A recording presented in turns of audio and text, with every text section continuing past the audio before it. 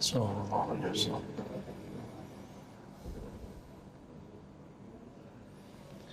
Assalamualaikum warahmatullahi wabarakatuh. Alhamdulillah rabbil alamin, hamdal hamidin, hamdal mustaghfirin, hamdan yuafi ni'amahu wa yukafi'u mazidah. Asyhadu an la ilaha illallah, asyhadu anna Muhammadan abduhu wa rasuluh. Allahumma salli wa sallim wa barik ala sayyidina Muhammad sayyidil awwalin wal akhirin wa ala alihi wa ashabihi wa ala baitihi wa zurriyyatihi jama'in wa ba'd. Assalatu wassalamu alayka ya sayyidina ya Rasulullah. Allahumma salli wa sallim wa barik ala sayyidina Muhammadin al-Fatih lima ughliqa wal khatim lima sabaq nasirul haqqi bil haqqi wal hadi ila siratal mustaqim wa ala alihi haqqa qadri wa miqdarihi al-azim. Baik Bapak, saudara, sahabat yang dimuliakan Allah, insyaallah ini lumayan serius nih. Takmir masjidnya mau ngaji kitab sama jamaahnya. Ini jarang hari ini kajian masjid maunya ngaji kitab. Semoga para pengurus diberkahi oleh Allah. Amin. Ya. Begitu juga jamaah diberkahi karena mau duduk. Malaikat mengatakan Allah marhamhu. Jadi selama kita duduk di masjid, itu malaikat itu doa, ya Allah rahmati dia, Allah marhamhu waghfir lahu. Di riwayat lain Allahumma shalli alaihi. Hadis ini semuanya ada di Sahih Bukhari, ada di Sahih Muslim. Ya Allah rahmati orang ini. Jadi semakin lama duduknya di masjid, semakin banyak doa dari malaikat. Kalau malaikat doa mustajab nggak Pak? Ya karena dia nggak dosa, langsung naik kepada Allah Subhanahu Wa Taala. Sekarang kita masuk ke golongan yang juga tertipu, tapi menggunakan pakaian orang-orang suci, yaitu pakaian para sufi. Disebutlah mereka mutasawwif. Mutasawwif ini kalau bahasa kita anak muda sekarang sufi ngeprank.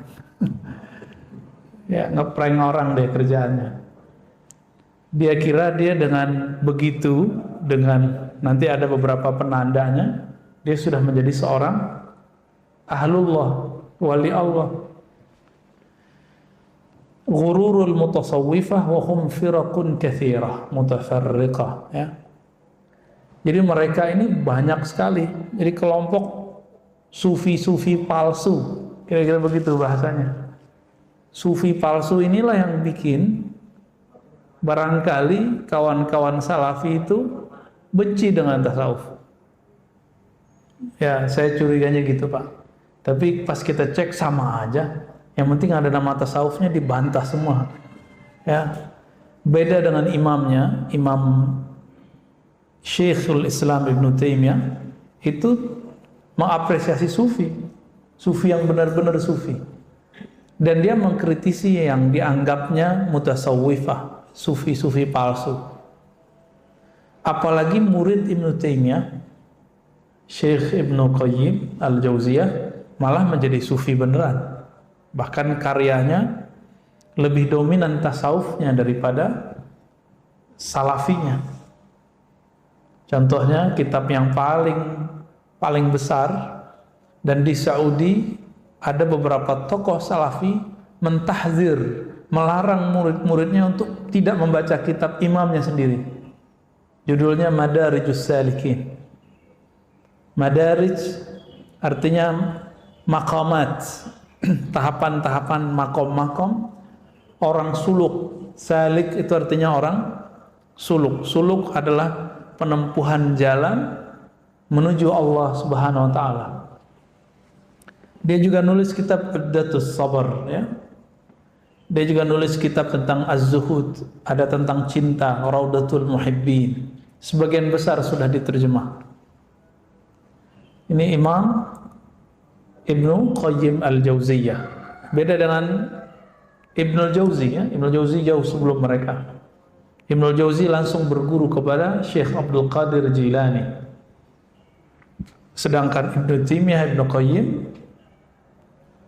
antara mereka dengan Syekh Abdul Qadir ada 2 orang. Jadi masih ada 2 orang yang harus dihubungkan sanadnya. Jadi imamnya begitu Pak. Bahkan Syekh Muhammad bin Abdul Wahhab itu berguru kepada ahli hadis yang sufi, mursyid tarekat Naqsyabandiyah, namanya Muhammad Hayat As-Sindi. Dan itu tertulis. Cuma ketika Syekh bin Baz dan Syekh Utsaimin menyebutkan Muhammad Hayat As-Sindi, dia tidak menyebutkan sosok ini sosok siapa. Tapi kita nggak usah khawatir. Hayat As-Sindi menulis kumpulan sanadnya dan menuliskan namanya dan thariqatnya di situ. Akidahnya Maturidiyah, mazhabnya Hanafi, dan dia bertasawuf. Tasawufnya tarekat Naqsyabandiyah, Qadiriyah, Surawardiyah, dan yang lainnya. Siapa muridnya tadi? Muhammad bin Abdul Wahhab. Syekh Muhammad bin Abdul Wahhab. Wahabi, Imam Wahabi nih Pak, bener. Antum udah connect ya sama Wahabi ya. Muncullah juhala al-yaum, ya, orang nggak ngerti sejarah sekarang. Terus bilang, yang ente bilang Wahabi itu bukan Muhammad bin Abdul Wahhab, tapi Abdul Wahhab bin Rustum. Lah, Abdul Wahhab bin Rustum tahun 200-an Hijriah. Ini sudah belakangan ini. Ya. Kalau Masehinya udah 1700-an. Ya barangkali ya 1200-an lah. Beda 10 abad, nggak ngerti sejarah dia. Ya. Loh, nggak boleh menyebutnya sebagai Wahabiyah. Namanya kan Muhammad, seharusnya Muhammadiyah. Tuh, nggak ngerti sejarah lagi. Imam Syafi'i namanya siapa? Muhammad bin Idris. Kenapa nggak disebut mazhab Muhammadiyah? Imam Ahmad bin Hambal. Itu antara Ahmad bin Hambal ada binnya satu lagi, nggak disebut, langsung ke kakeknya. Kenapa disebut Hanbali, nggak disebut Ahmadiyah? Kan jadi repot Pak nanti jadi Ahmadiyah. Di Parung tuh Masawangan, pelang gede-gede itu menolak Ahmadiyah. Kan repot nanti kalau mazhabnya mazhab Ahmadiyah. Nggak ngerti sejarah begitu, tapi komen. Uskut illam ta'rif, ya. Kalau nggak ngerti diem aja. Ini mau ngeles tapi ngelesnya tuh nggak berilmu. Nah ini yang kemudian bikin kita geli. Ya kalau nggak ngerti sejarah diem aja. Syekh bin Baz itu berbangga dengan nama Wahabiyah. Nggak usah takut. Tinggal Wahabi versi siapa nih? Karena Muhammad bin Wahhab itu antara realitasnya dengan setelah itu beda. Beliau itu pernah menulis satu risalah. Beliau memberikan semacam klarifikasi bahwa dia tidak pernah mengkafirkan sufi, tidak pernah menganggap sesat sufi. Sekarang yang lagi viral di Riau, ada seorang salafi menganggap NU Muhammadiyah sesat Pak. Jamaah tabligh sesat, sufi sesat, Asy'ariyah sesat. Lalu terus yang masuk surga dia doang, yang benar dia doang. Ini mulai muncul Pak sekarang. Nah itu yang saya sebut kemarin. Loh kok muncul orang MUI dari Muhammadiyah bela-belain kelompok mereka. Nggak ngerti dia radikal itu apa. Radikal kan macam-macam. Ada fikrahnya, ada manhajnya, ada sikapnya dalam bernegara, ada yang sampai kepada tataran militer. Ini yang bahaya. Mereka udah angkat senjata, itu baru bahaya sekali, udah darurat. Kalau ini daruratnya belum darurat militer, masih darurat fikriyah. Mau kita biarkan anak muda kita begitu entah? Muncul begitu, ya. Udah dengar Pak videonya? Belum ya? Udah parah ya. Apa katanya NU Muhammadiyah sesat? Ya salah. Kalau NU Muhammadiyah sesat, maka sesatlah semua kiai-kiai kita, ulama kita di sini, negeri ini. Dia nggak mikir dia, fala taqilunnya nggak dipakai. Di Quran disuruh mikir, dia nggak mikir. Malah pakai terjemahan-terjemahan biasa ya. Cuma karena ada perbedaan penafsiran, kemudian menganggap orang lain sesat. Nah, mereka ini mentahzir murid-muridnya untuk membaca kitab Madarijus Salikin. Nggak boleh dianggap ini ada kesesatan. Jadi jangan sakit hati Pak antar kalau kita disesatkan mereka. Kenapa imamnya sendiri dianggap menyimpang?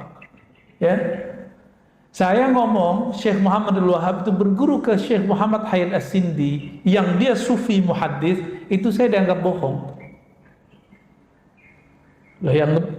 Jadi orang yang kalau nggak ngerti ngomong sama yang ngerti, orang yang ngerti dia dianggap bohong sama dia. Nah, inilah lucu-lucunya sekarang ya. Cuma karena kita lagi puasa Pak, jadi kita tahan-tahan dikit deh ya.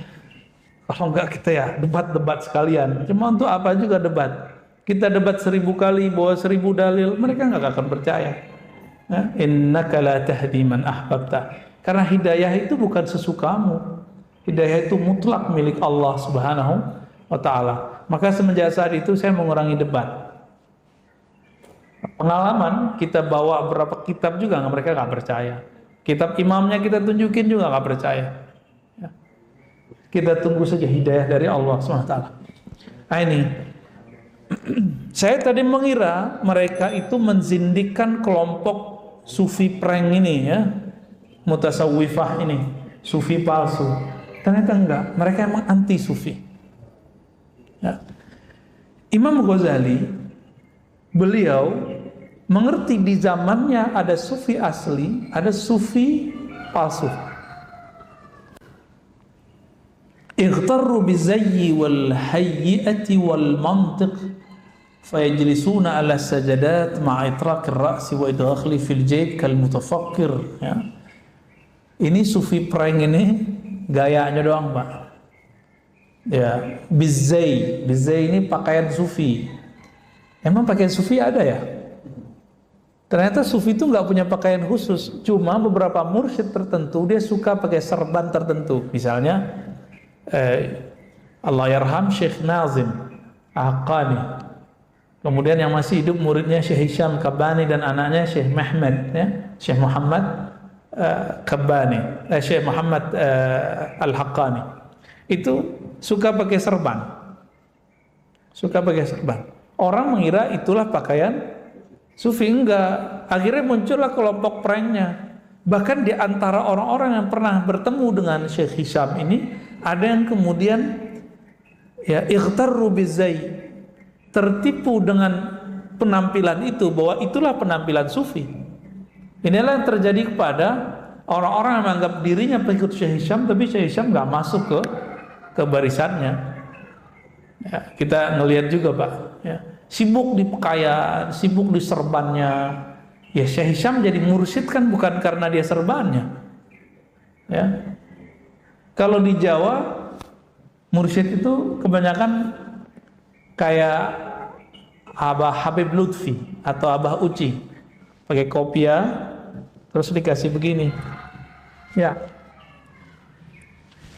Biasanya putih, namanya khirqah. Atau rida yang dijadikan khirqah sufi. Ya di kita kalau ada yang begitu itu berat itu. Ya, yang pantas begitu ya beliau-beliau itulah. Kita nggak pantas Pak. Ya minimal dia mursyid gelarnya, dapat ijazah dari gurunya. Penampilan begini bizai wal hay'ah, gaya ya, penampilan termasuk gaya duduknya, kepalanya ya, yajlisuna ala sajadat ma'itraqir ra's. Tahu-tahu pikirannya melayang kemana-mana. Kal mutafakkir, seakan-akan dia seorang mufakir, padahal pikirannya lagi melayang-melayang, Pak, belum jelas ya. Wa fi tanaffusis su'ada, kalau nafas tuh nafasnya panjang ya, kayak berkarisma. Khafdis saut fil hadis, kalau bicara tuh kayaknya tenang ya. Walam yut'ibu anfusahum qad fil mujahadah wal riyadhah wa muraqabatil qalbi wa tathhiril batin wal zahir min al atham al khafiyah wal jaliyah. Tapi mereka tidak melakukan amal sufi yang sebenarnya. Apa itu? Mujahadah. Apa arti mujahadah? Bersungguh-sungguh. Orang bersungguh-sungguh itu di saat ngantuk dia lawan kantuknya. Males ngitung zikir, dia hitung zikirnya. Itu lagi masuk pikiran duniawi, dia lawan pikiran duniawinya. Ini mujahadah. Wariyadhah, riyadhah itu menunjukkan kedisiplinan, diulang-ulang. Riyadhah itu latihan yang diulang-ulang. Ini wirid aja nggak ada latihannya, ya. Gayanya dapat. Ya. Wa muraqabatil qalb. Lalu kemudian muraqabah qalbiyah. Apa arti muraqabah qalbiyah? Mengintai kalbu. Apakah kalbunya terkoneksi kepada Allah Subhanahu wa taala? Ini muraqabah. Dalam tradisi keilmuan sufi yang asli, muraqabah ini panjang babnya. Mulai dari muraqabah mutlak, ada muraqabah ma'iyah, ada merasa bersama Allah, ada merasa kedekatan, aqrabiyah, dekat terasa dengan Allah. Ada juga terus-terusannya ya, ada ahadiyah, qul wallahu ahad, ada rahmaniyah, ada qur'aniyah, banyak sekali. Dan ini muraqabah ini yang lucunya di beberapa zawiyah-zawiyah zikir, muraqabah ini diajarkan. Padahal enggak, muraqabah itu langsung hadiah dari Allah Subhanahu wa taala. Kita cuma mengintai kalbu. Kalbulah nanti yang merasakan rasanya ma'iyah atau apa. Nah, di beberapa zawiyah, surau atau ribat, itu muridnya diajarkan. Sekarang kamu muraqabah ini ya. Ini nggak nyambung. Ya. Wa tathhiril batin wa zahir. Apalagi kerjaan sufi yang asli, purifikasi. Apa arti purifikasi? Memurnikan, menyucikan zahirnya dan batinnya. Artinya fikihnya bagus. Dia nggak mesti ahli fikih, Pak. Jadi sufi ini nggak mesti dia ahli fikih, nggak mesti dia ahli fatwa, tapi dia ahli yang kedua, waz-zahir wal batin, ahli dalam mensucikan yang batin. Minal athamil khafiyyatil jaliyah, dari dosa yang tersembunyi ataupun yang tampak. Dan itu ya mujahadah, riyadhah, muraqabah qalbiyah, tathhir zahir wal batin, ini baru awail manazil tasawuf, baru awal makom-makom sufi. Nah, orang-orang yang pakai baju-baju sufi tadi ini awal aja belum lolos gitu.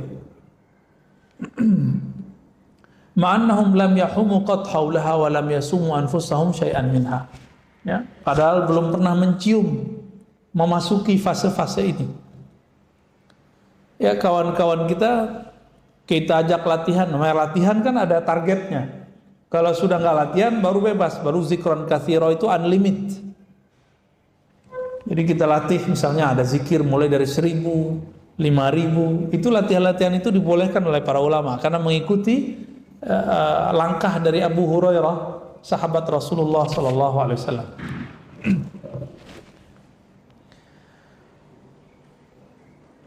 Kemudian di sini ada yang tadi di pakaian.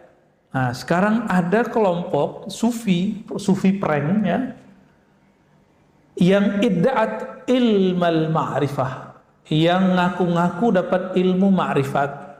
Nah, ini lebih berat nih, Pak. Kayaknya dia paling tinggi gitu ya. Wa musyahadatul haq. Dan seakan-akan dia memandang kepada Allah. Wa mujawazatul maqamat wal ahwal. Seakan-akan dia sudah melewati semua makomat tadi dan ahwal. Ya. Apa beda makom dan ahwal?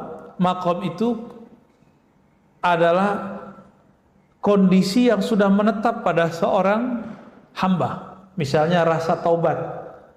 Itu setiap hari itu dia kalau ingat taubat, itu dia bisa taubat berkali-kali. Jadi hari-harinya itu taubat.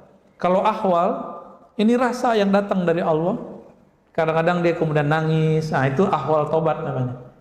Ahwal ini gak selalu datang. Kalau selalu datang repot kita. Coba setiap hari kita nangis, repot, Pak. Lagi jalan nangis, ntar dikira orang gila ya.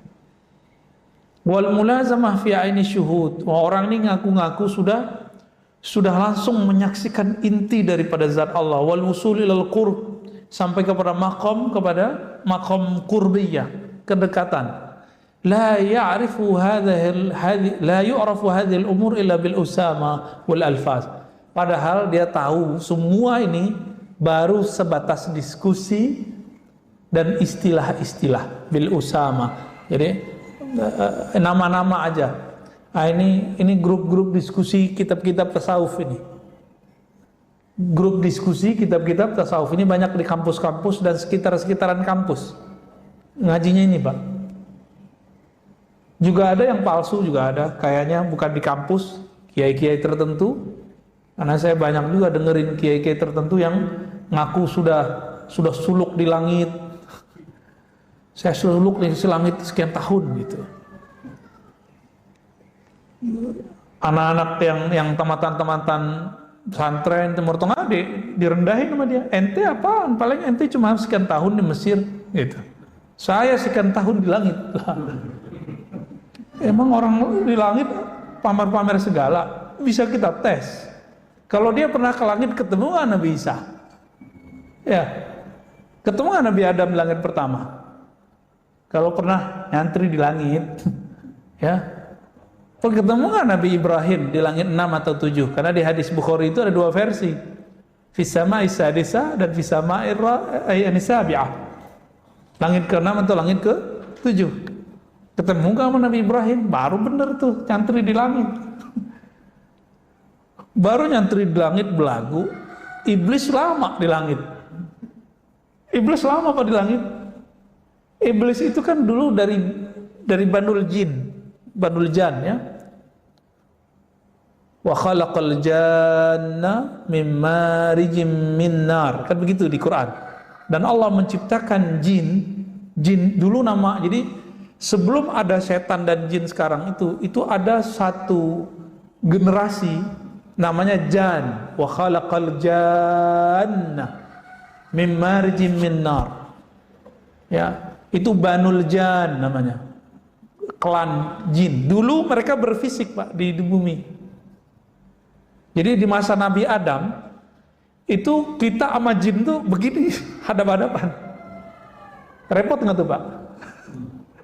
Maka kalau kita baca kitab Al-Bidayah wa Nihayah dan kitab Qasasul Anbiya, ada satu kekhususan anaknya Nabi Adam, namanya Syis, keturunan Nabi Adam. Itu dia lahir, ya umat manusia baru ratusan ribu, Pak. Nabi Syis ini diberikan ilmu oleh Allah tentang masa lalu. Terlihatlah oleh beliau ini bagaimana dulu Banul Jan. Banul Jan ini dulu bikin onar di bumi, maka kemudian Allah kiamatkan bumi. Dibikin kiamat awal, gempa, banjir. Mereka kan tubuh fisik kayak kita. Maka mereka lari ke gunung-gunung, begitu di hadis Imam Hakim ya. Mereka lari ke laut, maka jadi Nyi Roro Kidul, Ratu Pantai Selatan gitu ya. Lari ke Gunung Pangrango, Gunung Salak tuh. Ada yang lari ke pohon, ada yang lari ke batu-batu. Makanya batu-batu cincin, Pak, hati-hati tuh. Siapa tahu ada isinya. Ya, ada yang diundang. Jadi mereka udah pindah-pindah kemana, diundang oleh sempu, bikin keris, bikin pedang, diundang ke dalam jadi khadam dia. Pindah ke situ, ada juga, Pak. Itu bisa dirasakan, ada ilmunya cara ngerasainnya. Nah, itu ada ahlinya. Jangan datang ke saya bukan ahlinya.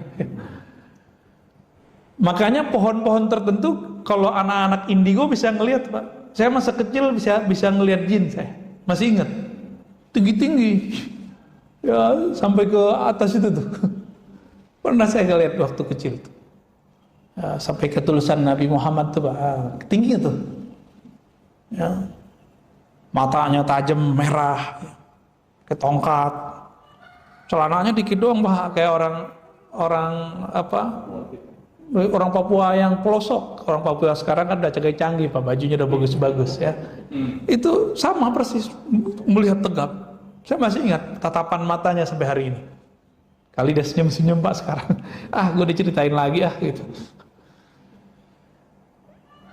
Itu di mana? Saya masuk kebun, main-main sama anak-anak, teman-teman. Masuk kebun, loh ada dia. Kita bingung, loh kok ada orang begini di sini? Kita mau panggil semua anak-anak itu. Pas saya keluar kebun, perbatasan kebun, udah nggak ada. Masuk lagi ke dalam, mau main-main ceritanya. Kita kira tuh orang gede bisa diajak main-main. Dicari-cari nggak ketemu. Pulanglah saya. Pulang-pulang diingat-ingat, baru ngeh, wah itu kayak jin. Baru ngeh saya. Ya kalau genderuwo nggak begitu juga, genderuwo beda lagi wajahnya ya. Wallahu alam itu apa. Ya, dan itu berzahir dalam mata saya. Ya.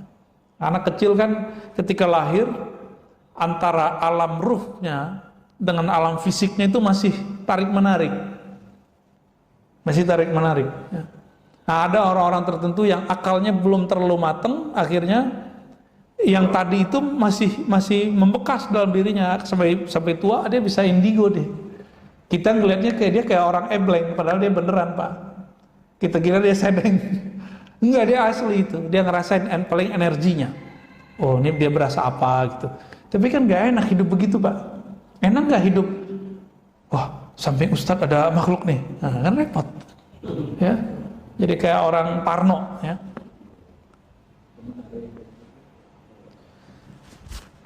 Nabi Syekh ini kemudian diberikan zikir-zikir tertentu oleh Sayyidina Jibril dengan perintah dari Allah untuk membuat batas hijab antara manusia dan jin. Alhamdulillah kita berterima kasih kepada Nabi Syekh karena berkah mukjizat beliau kita sekarang ada barrier dengan jin itu. Kalau enggak kita ditojok-tojok mulu kali Pak. Ya, tidur digangguin, ya kan, iseng dia. Kita bikin rumah, dia bilang, ini tanah gua nih, kan repot Pak. Ya, nggak bisa laku tuh tanahnya, atau sertifikat tanahnya dibatalin sama dia. Nah, kelompok-kelompok ini kadang-kadang dia punya pengalaman rohani, tapi bukan kerohanian yang murni, tapi kerohanian palsu. Yang membawa dia bukan Allah, bukan malaikat, tapi yang bawa dia adalah jin. Ini sering Pak. Nah, tadi saya nyebutkan mereka kemana-mana ya. Dan yang tinggi-tinggi, mereka naik ke angkasa.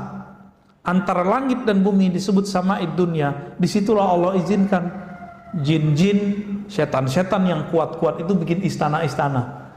Karena dulu Azazil, iblis ini pernah naik langit 1, langit 2, langit 3, sampai ke langit ke-7 dan menjadi pemimpin salah satu klan malaikat beribadah kepada Allah.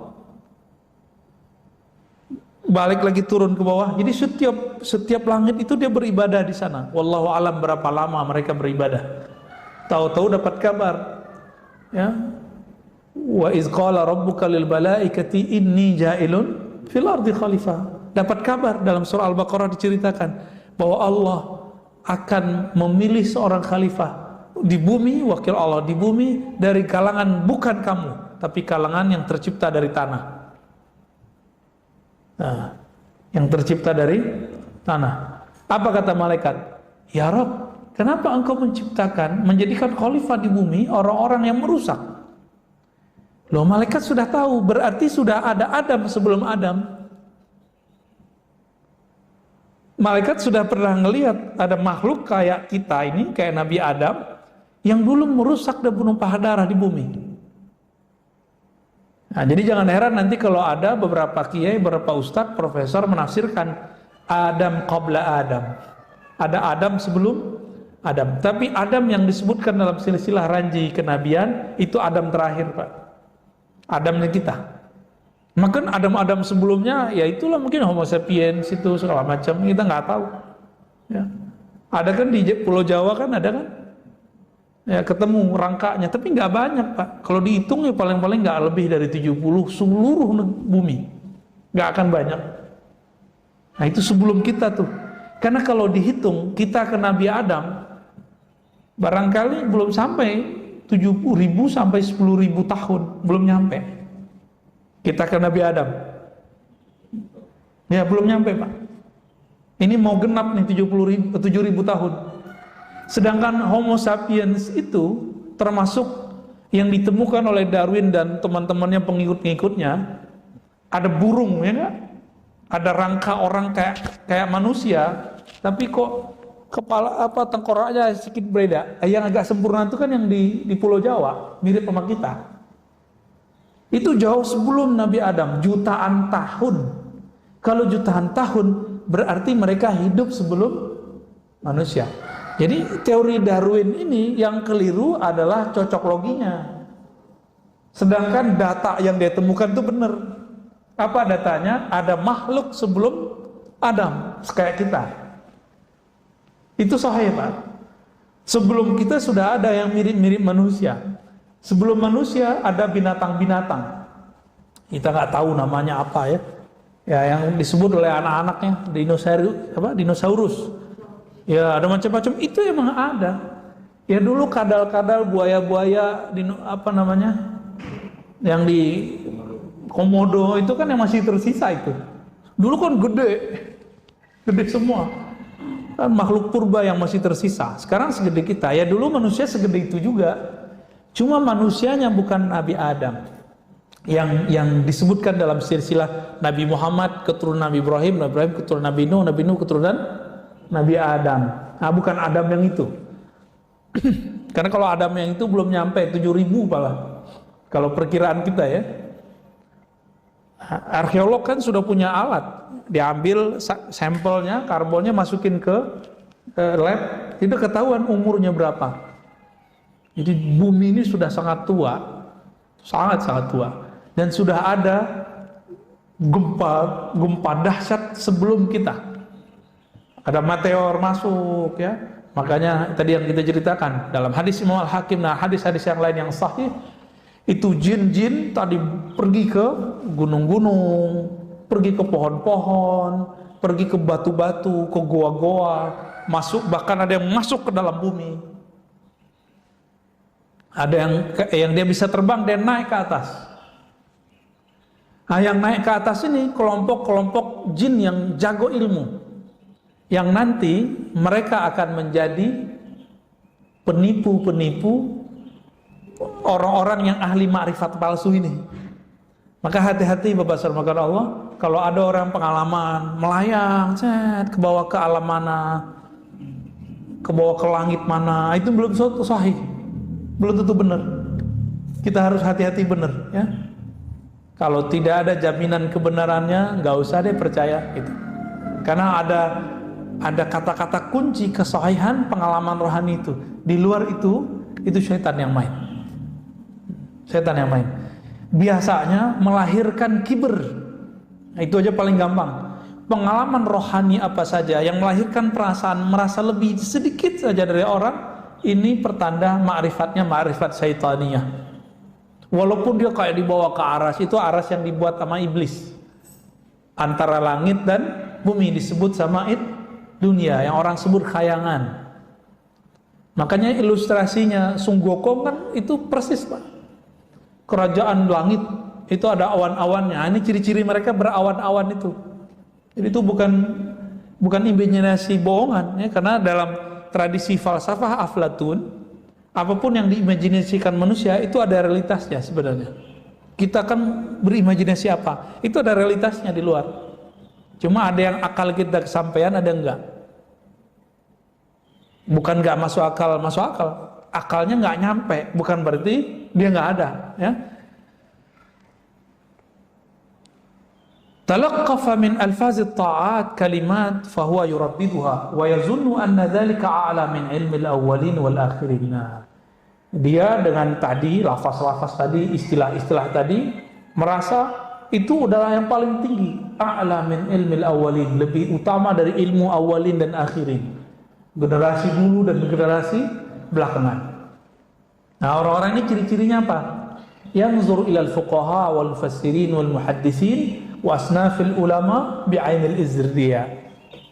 Tadi seperti yang saya katakan, ciri-ciri mereka ini jago baca kitab, jago istilah-istilah tasawuf. Tapi kalau mandang ulama, ahli fikih, ahli Quran, ahli hadis, para kiai itu izdriyah ya. Izdriyah ya. Dengan pandangan yang merendahkan. Gitu doang gitu. Baru hafal Quran, baru hafal matan-matan takrib, hafal alfiyah. Nih, ilmu saya ilmu makrifat lebih tinggi. Nah, ada perasaan-perasaan begitu di hatinya. Ya, hati-hati. sudah di-prank sama setan ya. Kalau kami dulu ketika dapat ijazah zikir dari guru, lalu boleh ngajarin zikir, itu ada pesan di bawahnya. Alai wa usika. Aku wasiatkan engkau, kata guru kita, ya. Dengan apa? Beberapa hal, di antaranya bihtiramil ulama wal fuqaha wa ahlil Qur'an wa ahlil hadis. Untuk menghormati ulama, ahli Quran, ahli hadis. Itu ada pesan Pak ditulis dalam ijazah-ijazah yang saya terima dulu dari guru-guru saya. Fadlan 'anil awam, apalagi orang ini kalau ketemu orang awam pasti ngeremehinnya nggak tanggung-tanggung. Ya. Hatta innal fallah, ya. Wah, ini sahabat saya Falah namanya. Fallah, kalau udah begini, dia kerja apa ditinggalin kerjaannya. Kalau dia seorang petani, dia tinggalkan bertaninya, ya. Lalu kemudian ikutin model-model begini, ya. Ka'annahu yatakallam 'anil wahyi wa yukhbir 'an sirril asrar wa yastahkir bidzalika jami'al ibadi wal ulama. Ciri-cirinya sederhana aja. Jadi mereka ini nganggap selain mereka ini dihijab, ya. Seakan-akan bicaranya dari wahyu, sir-sir, ya. Kayaknya ini paling benar aja. Nah, orang-orang ini ngerasa dirinya tinggi di sisi Allah. Wa annahu minal muqarrabin, mereka ini orang-orang yang dekat kepada Allah, padahal huwa indallah minal munafikin. Orang begini di sisi Allah munafik. Maka ahli ma'rifat itu supaya nggak terjebak di sini, mereka mengambil jalur malamatiyah. Saya udah pernah cerita ya. Kenapa mereka ngambil jalur malamatiyah? Karena setiap kali dapat ma'rifat itu girangnya bukan main. Supaya girang ini tidak dimanfaatkan oleh syaitan dan hawa nafsu, maka mereka berulah. Seperti Nabi Khidir. Nabi Khidir itu nguji orang-orang berilmu. Jadi tugasnya Nabi Khidir apa Pak? Balia bin Mulkan, nama kecilnya. Itu nguji ahli ma'rifat ini. Dia merasa sombong nggak dengan ma'rifatnya, ketipu nggak dengan jamaahnya yang banyak, ketipu nggak dengan baca kitabnya yang bagus, ketipu nggak dengan zikirnya yang Masya Allah. Didatangi nama Sayyidina Al-Khidir itu. Jadi Nabi Khidir ini menguji kerjaannya dari dulu. Tugasnya menguji, kalau lolos berarti lolos sama dia. Selevel Nabi Musa diuji oleh Nabi Khidir. Nah, orang-orang begini nih nggak lolos sama Nabi Khidir. Nggak lolos Pak, orang-orang begini sama Nabi Khidir. Kenapa nggak lolos? Nabi Khidir itu ahli ma'rifat. Maka yang bisa mengakses beliau itu cuma orang-orang yang niat tulus dia ingin mengenal Allah Subhanahu wa ta'ala. Kalau orang ini kan sok tahu.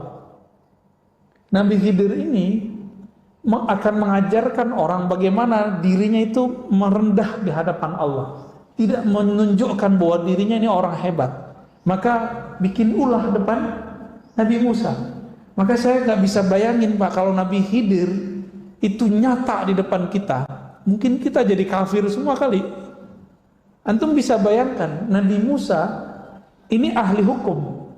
Kalau ada bunuh orang, maka dihukum apa? Qisas. Ditunjukin itu di depan Nabi Musa. Ketemu anak kecil ambil gorok, digorok sama Nabi Khidir. Kira-kira kalau itu kejadian sekarang, kita bilang itu apa? Maka wajar kalau kelompok-kelompok anti tasawuf ini benci sekali dengan sufi karena salah satu doktrinnya. Doktrin sufi apa? Meyakini bahwa Nabi Khidir itu masih hidup. Karena kalau Nabi Khidir itu hidup, itu mereka mungkin jadi akfarul kufar, ya, menjadi orang paling kafir nanti. Bisa nggak dibayangin tuh? Antum ngelihat ada orang bunuh orang lain, itu opini kita apa? Ini aja pembunuhan 6 orang di tol kan masih simpang siur ya. Yang pro polisi ngomongnya apa? Yang pro FPI ngomongnya apa? Ya kita bingung juga opini mana yang benar, kan mainnya opini. Coba kalau main data kan beda. Jadi opini ini yang bikin rusak. Nah, kira-kira seperti itu. Baru kejadian kayak gini, belum jelas juntrungnya gimana. Kalau kita ngelihat gimana kira-kira? Saya nggak bisa bayangin Pak. betapa kita nanti akan bilang, masa sih itu Nabi Khidir, nggak mungkin lah gitu. Paling kita ngomong gitu nanti.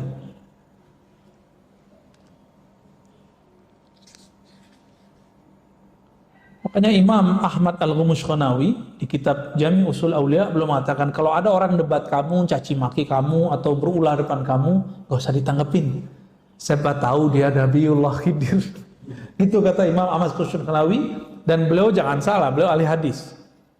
Beliau punya kitab takhrij hadis. Ya, salah satu imam orang Turki yang lama di Mesir. Ya, Ahmad Al-Ghumushqanawi. Ya. Saya punya sanad dengan jalur ada jalur Libanon, ada jalur Mekah. Yang jalur Mekah itu dari murid-murid Syekh Yasin ambil dari Al-Kausari kepada Muti'i kepada Ahmad Al-Ghumushqanawi ini.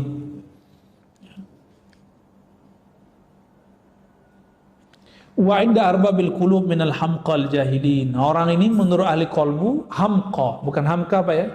Hamqa ini orang jahil.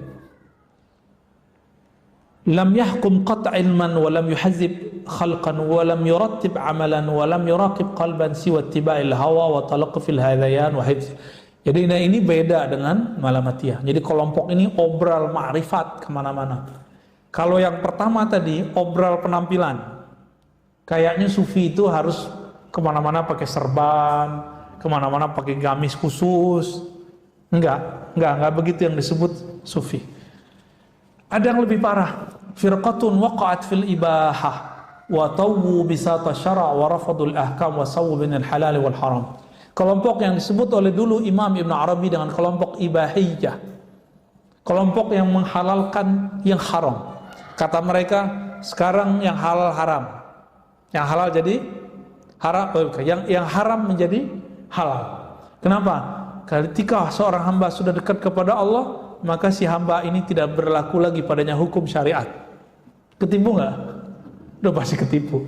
Imam Ibn Arabi anti itu, tapi dia dituduh seperti itu. Imam Ibn Arabi juga ngomong, yang temenan nama Ibahiyah ini kelompok ittihadiyah, kelompok yang ngomong bersatu dengan Allah. Ibn Arabi dituduh oleh Ibnu Taimiyah, dia mengatakan ajaran bersatu antara hamba dengan Allah, Allah dengan hamba. Itu ditolak juga oleh Ibn Arabi, tapi masih dituduh. Apa kata mereka? Kalamnya ini benar Pak, kalam mereka. Allah butuh nggak amal kita? Nggak butuh ya? Itu sudah apa beramal? Nah gitu. Jadi mereka punya konsep yang aneh. Allah nggak butuh amal ente kok, ngapain beramal? Falam utib nafsi, maka saya nggak perlu capek-capek gitu. Wabadum yakul ala amal bil jawih la wazna laha. Nah, itu versi pertama. Versi kedua mereka ngomong, beramalan fisik itu nggak ada nilainya. Kenapa? Allah hanya memandang ke kalbu. Benar nggak hadis kalam ini? Allah memandang ke kalbu.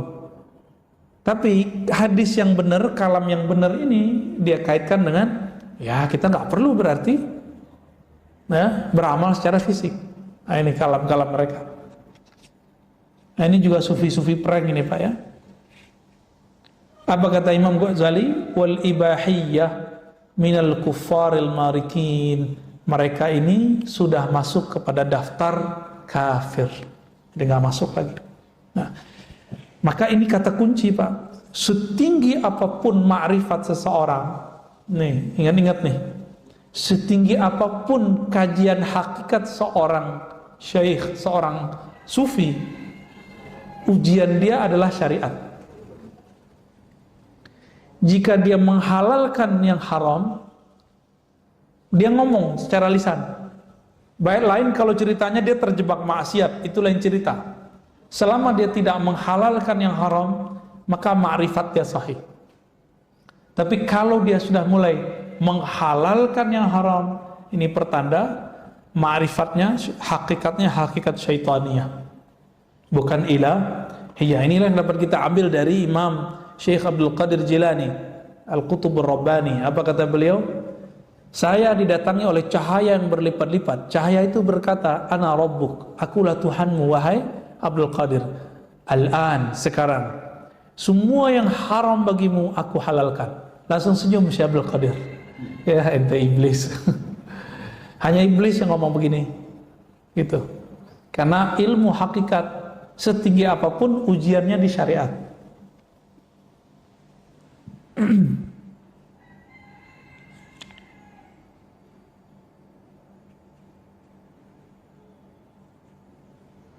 Masih banyak.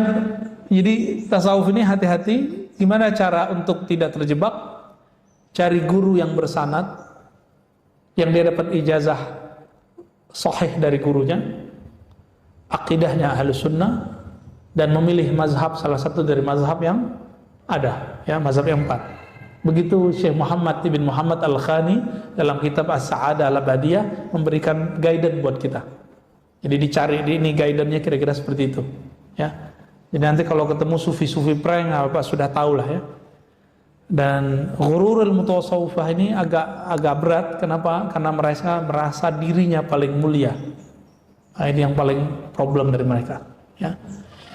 Oke, kira-kira cukup, Pak, ya. Saya lupa bahas tentang nafs, ya. Udah syuruk, Pak. Salah satu kajian mereka itu tentang maratibun nufus, martabat jiwa. Ada yang pertama, ya, karena ini penutup kita tambahin aja, Pak, nggak apa-apa. Pertama yang paling basic itu al-ammarah bisu. Ammarah itu bukan amarah. Ammarah dari kata ammara yu'ammiru, ya, ta'miran, fahuwa amirun. Amir ini jamaknya ammar, yang banyak memerintah, bisu, dengan keburukan. Ciri-cirinya, kalau kita ini jiwa kita buruk, ngajaknya yang buruk-buruk, ini setiap saat itu pengennya melakukan yang buruk aja. Insya Allah yang hadir ini bukan amarah bisu. Sekarang, nggak tahu nanti. Lagi di masjid mah aman, ya. Paling-paling nanti naik. Jadi amarah bisu ini kalau sudah dia menerima hukum Allah, beriman kepada Allah, Rasulullah, dia sudah naik langsung. Minimal lawamah. Lawamah ini ciri-cirinya, dia berbuat apa aja itu masih ada penyesalannya. Kemudian dia mencaci maki dirinya. Kok saya begini ya? Kok saya begini ya? Kok saya begini? Ini lawamah. Maka Allah bersumpah dengan jiwa yang lawamah. Dan ternyata nanti di akhirat semua jiwa mencela dirinya, baik yang masuk surga ataupun yang masuk neraka. Yang masuk neraka kok bilang, loh kok kamu begini dulu. Yang masuk surga mengatakan, kenapa dulu kamu gak belajar ilmu ini? Kok gak mengamalkan ini? Nah, ini saya berikan paradigma baru, Pak. Selama ini kita mengira surga itu yang tertinggi adalah amal, ya. Betul, jazaa'an bima kanu ya'malun, surah Al-Ahqaf. Surga itu balasan terhadap amal yang kita amalkan. Paradigma baru yang sebenarnya bukan baru, ini sudah lama. Amal itu ada 4. Ada amal fisik, oke, ada amal akliyah, akal, ada amal qalbiyah, qalbu, ada amal ruhiyah, ruh. Kebanyakan ulama itu menyatukan antara qalbu dengan ruh, padahal ini beda. Amal fisik ini kalau dibarengi dengan akal, maka dia baru disebut mukmin shadiq. Mukmin yang jujur. Dia sholat, dia sadar apa yang dia baca. Ini yang disebut dia beramal dengan fisiknya plus dengan akalnya. Kalau tidak, maka 1 rakaat orang yang berakal ini lebih utama daripada 100 rakaat orang yang, nah, begitu kan di hadis Imam Ibnu Majah, ya, orang yang jahil sholat 100 rakaat lebih baik orang ahli ilmu belajar 1 bab. Kira-kira begitu, ya. Ahli kolbu ini dilipat gandakan lagi. Maka di hadis itu kan ada 2 versi. Pertama 100, yang kedua 1000. Lebih baik daripada 100 rakaat itu akliyah, 1000 rakaat itu qalbiyah. Yang beramalnya sudah masuk ke alam kolbu, jadi dia beramal dengan rasa kolbunya. Itu 1 rakaat dia itu lebih baik daripada 1000 rakaat orang yang tidak berilmu. Bisa 1000 rakaat. Maka orang-orang ahli kolbu ini amalnya nggak perlu banyak, Pak. Dia amalnya penting sedikit, tapi mereka istiqomah. Allah lipat gandakan jadi gede. 1000 rakaat Bapak berapa hari Pak? Sama mereka cukup satu rakaat. Nah ini rahasia lagi nih yang setelahnya. Ada amal ruhiyah. Kalau qalbu amalnya adalah dia memandang nama Allah, sifat Allah dalam dirinya. Jadi Allah memancarkan nama dan sifat pada qalbu seorang hamba. Jika nama itu masuk, bergetarlah qalbunya. Muncullah surah Al-Anfal, "Idza dzukirallahu wajilat qulubuhum." Disebut nama Allah, qalbunya bergetar. Bergetar ini masih awal-awal bergetar. Itu baru level ketiga Pak, an-nafs al-mulhamah. Allah mengilhamkan ke dalamnya takwa. Takwanya qalbu itu menyebut nama Allah. Tapi ini biasanya kadang permanen, kadang tidak. Kalau sudah permanen naik dia menjadi mutmainnah. Artinya orang ini sudah istiqomah zikir. Jadi siapa yang disebut nafsul mutmainnah? Hamba-hamba yang istiqomah dan rajin, disiplin dalam berzikir. Zikir yang mana? Zikir qalbu.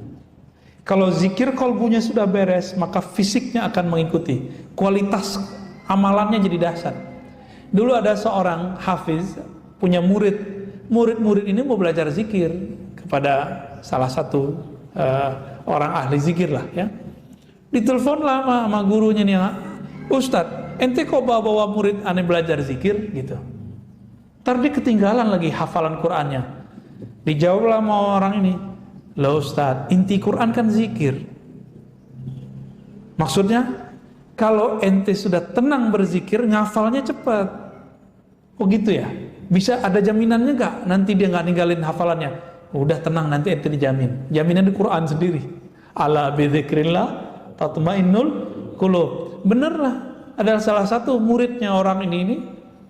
Dia kalau zikir kolbu itu nggak perlu takrir banyak-banyak Pak kalau mau khataman. Dia ingat sebentar aja langsung ingat, datang semua tuh Qur'annya. Jadi jangan dibenturkan ilmu zikir dengan ilmu hafalan, nggak bertentangan, justru matching. Ilmu zikir nih bikin orang gampang menghafal. Tanya ke imam kita nih, kalau orang nggak tenang bisa ngapal nggak Tat? Mesti tenang dulu baru bisa menghafal. Maka orang ngafal kan nggak langsung ngafal, dia baca istighfar dulu. Tobat dulu, kan begitu adabnya.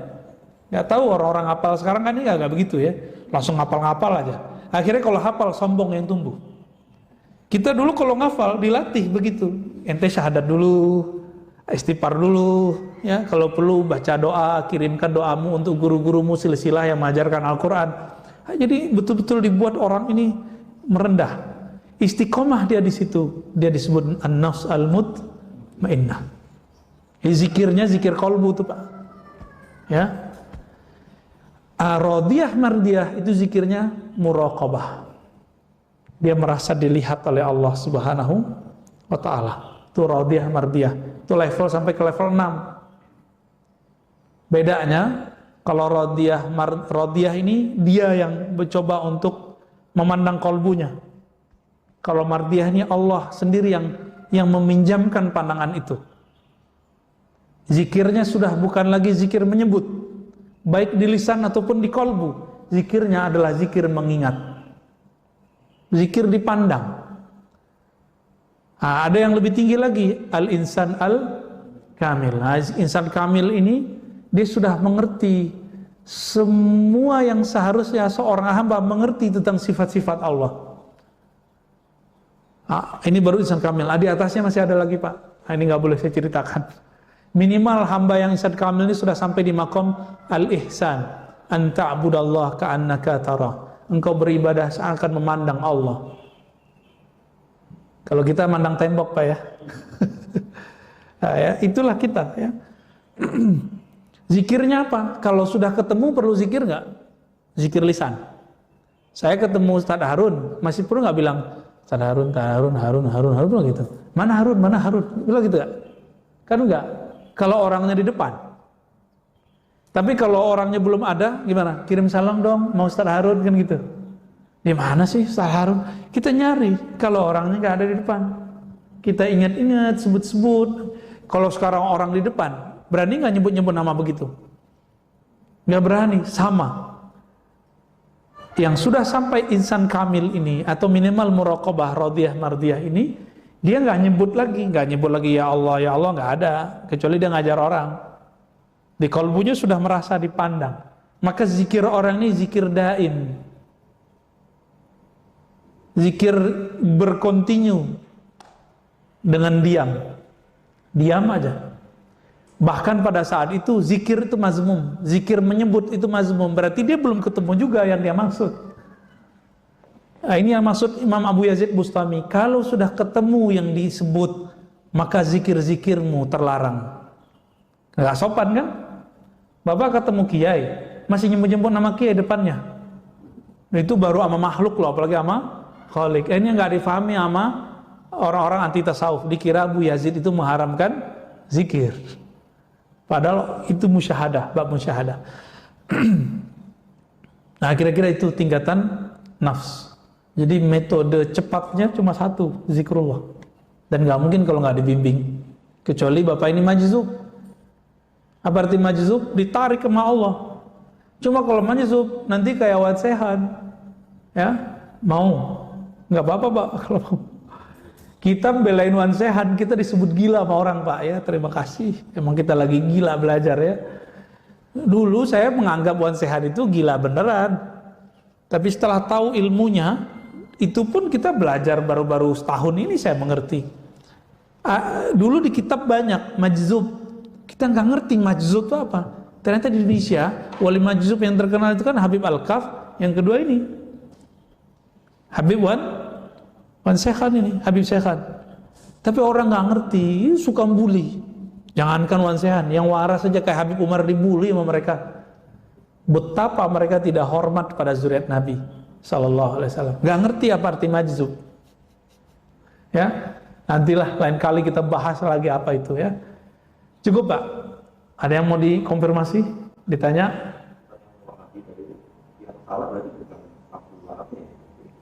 Muhammad bin Wahab sendiri itu ada kekeliruan Pak. Ada kekeliruan. Kekeliruannya apa? Pertama, beliau menerima secara gamblang trilogi Tauhid Ibnu Taimiyah. Uluhiyah, Rububiyah, Asma, Sifat, lalu membatalkan sifat 20.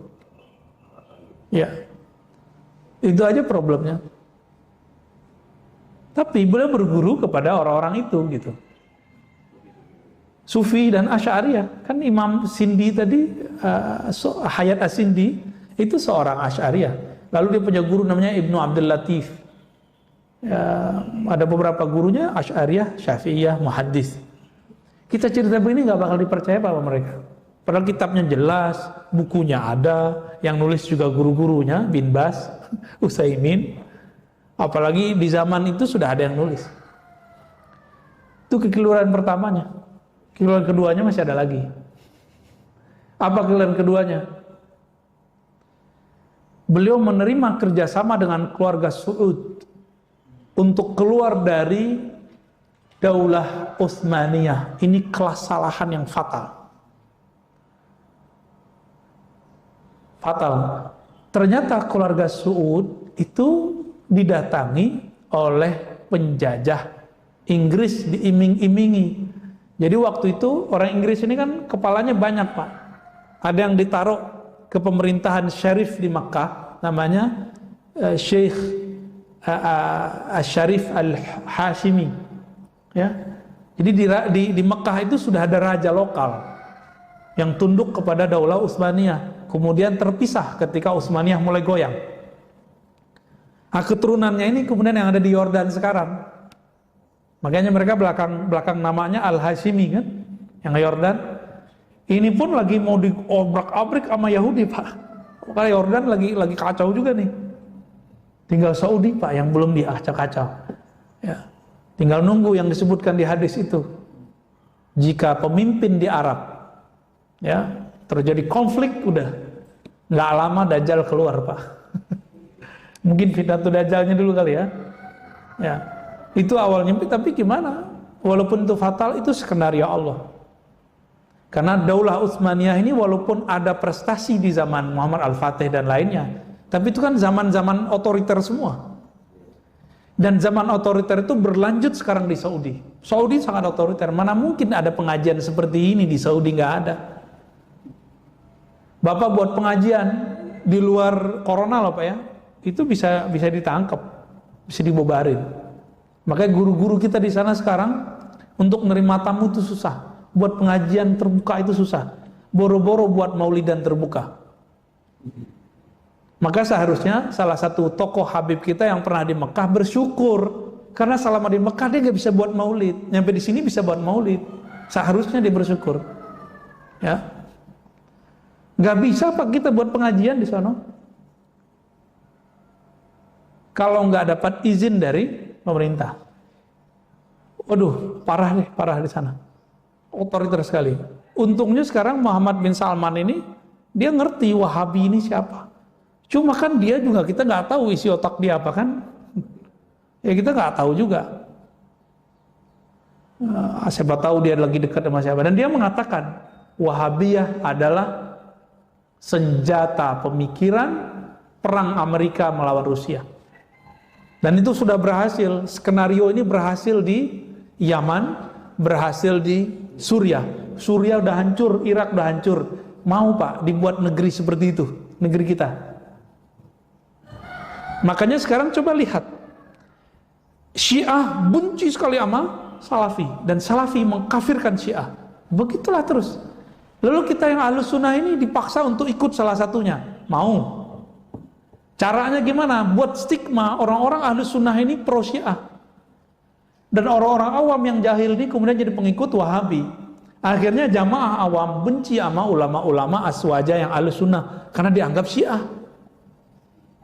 Nah ini hati-hati nih, ya. Dan yang paling empuk dua aja, NU Muhammadiyah, kan gampang, ya. NU Muhammadiyah yang akan dimasukin, karena resource keulamaan ala santri di Muhammadiyah itu sangat tidak mencukupi, itu mereka bisa masuk Pak di situ. Pesantrennya Muhammadiyah kan nggak ngaji kitab kayak di NU. Nah NU ini susah ditembus. Maka dicarilah agak mirip-mirip. Nah itu Syiah palsu itu. Sehingga dibuatlah skenario nanti ada NU apa gitu. Jadi saran saya kepada guru-guru kita, teman-teman kita, sahabat-sahabat kita yang alirannya, saya kan bukan NU, bukan Muhammadiyah Pak. Jadi saya nggak ada urusan. Saya mencintai NU dan Muhammadiyah. Kalau antum mau beda dengan pimpinan NU Muhammadiyah silakan. Tapi jangan buat Muhammadiyah baru, jangan buat NU baru. Karena kalau antum buat NU baru, Muhammadiyah baru, itu mereka tepuk tangan. Yang bikin NU siapa? Syekh Hasyim Asy'ari dan ulama-ulama. Yang bikin Muhammadiyah temannya Muhammad Darwish alias Ahmad Dahlan, ya rahmatullah alaihima. Itu wali-wali Allah semua itu Pak, mereka, ya. Mereka ini membuat tulus, lalu kita buat yang baru. Oh Ustadz, niat kita mau meluruskan. Enggak, kita paham maksud antum itu mau meluruskan NU. Tapi ente siapa bisa ngelurusin NU? Gitu. Gus juga belum tentu, Kiai juga belum tentu didengar sama orang. Jadi saran saya satu aja, kalau mau beda dengan NU, beda aja sama pimpinannya. Itu kan struktural. NU kan ada NU Tanzim, ada NU kultur, ada NU ala santri, pesantren. Jangan coba kacaukan ini. Benteng kita Pak, ini bolehlah saya bertahadus bin nikmah. Benteng kita di Indonesia dua itu, Muhammadiyah, NU. Kalau orang sudah mulai merusak ini, siap-siap negara ini akan, dan saya khawatir dalam waktu nggak lama ini akan muncul. Nanti anak-anak muda berani kemudian ngejekin Kiai NU. Orang NU benci ke Muhammadiyah. Begitulah. Nanti muncul wujud asli mereka-mereka yang memecah ini. Yang kelompok yang tadi itu. Yang saya cerita tadi di Riau itu ya. Yang mengatakan NU sesat, Muhammadiyah sesat. Jamaah tabligh dia balik-balikin Pak, jamaah tabalik. Astagfirullahaladzim. Ini udah mulai nunjukin nih mereka siapa dirinya. Kemarin saya cerita, mereka ini mengharamkan lagu Indonesia Raya, ya. Sebelumnya mereka parno, ya, menganggap kalau lagu balonku ada 5 itu penghinaan terhadap Islam. Kan kacau itu. Astagfirullahaladzim. Ini jadi kita sudah mulai darurat pemikiran. Kalau corona bisa dihadapin pakai masker, Pak, bisa divaksin, bisa dibawa ke rumah sakit. Kalau virus ideologi, virus mengenai pemikiran ekstrim, ini gimana caranya? Maka saya sarankan nanti ini masjid menjadi pusat Ahlus Sunnah nanti. Kita buat daurah Ahlus Sunnah di sini nanti. Mau? Nanti kita ajak orang-orang buat daurah kajian kitab Ahlus Sunnah di sini. Masjid menjadi pusat Ahlus Sunnah, nggak mesti gede-gede, Pak. Yang penting istiqomah ngaji kitabnya. Ya, di Riau saya buat, di Padang saya buat, ya, di mana-mana saya buat. Masa yang deket-deket sama kita nggak buat? Insya Allah nanti kita akan buat bertahap. Akidah Ahlus Sunnah, akidah Sufi yang saya Ahlus Sunnah, akidah yang bertentangan Ahlus Sunnah. Insya Allah ini benteng kita.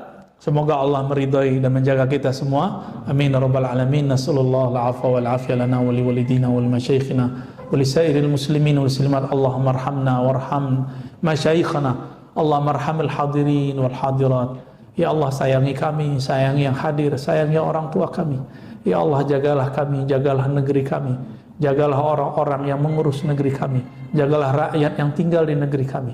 Ya Allah, jika Engkau berikan bala bencana, jadikan bala bencana itu yang membuat kami sabar kepadamu. Ya Allah, jika Engkau berikan kami nikmat, jadikanlah nikmat itu menghantarkan kami kepada syukur kepadamu. Allahumma ausilna ila hubbik wa hubbi ma yuhibbuk waj'al lana al-amal alladhi yuballighuna ila hubbik. Ya Allah, berikan cintamu ke dalam hati kami, dalam ruh kami, dan hantarkan kami cinta kepada orang-orang yang mencintai Engkau. Dan berikan kami, ya Allah, keistiqomahan beramal dengan amal yang zahir, amal akli, amal qalbi, amal ruhi, yang membuat kami menjadi kekasih-kekasih-Mu. Amin rabbal alamin. Taqabbal minna siyamana wa sallallahu ala nabiyyina Muhammad.